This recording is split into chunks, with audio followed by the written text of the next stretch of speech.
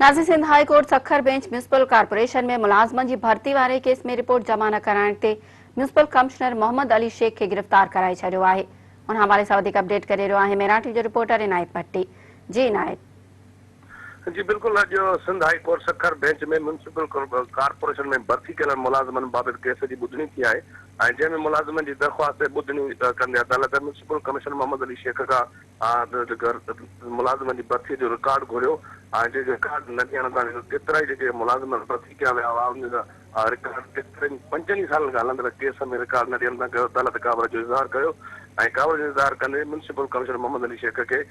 Report न ॾियण तां अदालत गिरफ़्तार करण जो हुकुम ॾिनो ऐं जंहिंखां पोइ उनखे फौरी तौर गिरफ़्तार कयो वियो आहे। ऐं हिन जेको मां ॿुधे मोहम्मद अली शेख जेको कमिश्नर म्यूनिसिपल हुयो जंहिंखे गुज़िरियल ॾियारे जेका हटायो वियो हुयो पर मोहम्मद अली शेख हिन वक़्त ते हुन जेका चार्ज न छॾी आहे ऐं पंहिंजी चार्ज बरक़रार हुयो त अॼु म्यूनिसिपल कमिश्नर म्यूनिसिपल कॉर्पोरेशन में भर्ती थियल जेके मुलाज़मन बाबति जेका